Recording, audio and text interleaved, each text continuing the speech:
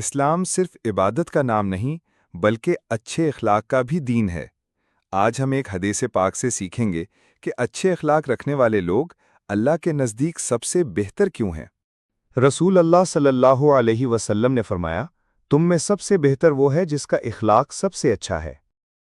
اس حدیث میں نبی کریم صلی اللہ علیہ وسلم نے ہمیں بتایا کہ اصل خوبی عبادت کی کثرت یا مال و دولت نہیں بلکہ اچھے اخلاق ہیں۔ اچھے اخلاق میں شامل ہے نرم گفتگو کرنا، جھوٹ نہ بولنا، دوسروں کی عزت کرنا اور کسی کو تکلیف نہ دینا۔ نبی صلی اللہ علیہ وسلم کا فرمان ہے کہ قیامت کے دن مومن کے اعمال میں سب سے بھاری چیز اچھا اخلاق ہوگا۔ یہاں تک کہ آپ صلی اللہ علیہ وسلم نے فرمایا کہ اچھے اخلاق والا شخص جنت میں ان لوگوں کے برابر ہوگا جو دن کو روزہ رکھتے اور رات کو نفل پڑھتے۔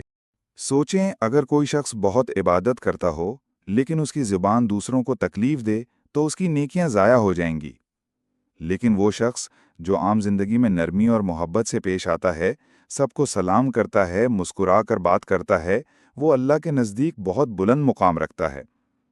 مثال کے طور پر ایک چھوٹا سا عمل جیسے کسی بچے کو پیار سے بات کرنا یا کسی مزدور کو آسانی دینا، یہ سب اچھے اخلاق کے زمرے میں آتے ہیں۔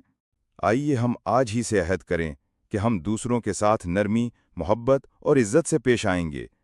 یہی وہ عمل ہے جو ہمارے ایمان کو مکمل اور ہمارے مقام کو بلند کرے گا۔ اگر آپ کو یہ حدیث اچھی لگی ہو تو اس ویڈیو کو لائک کریں، دوستوں کے ساتھ شیئر کریں اور مزید اسلامی ویڈیوز کے لیے سبسکرائب ضرور کریں۔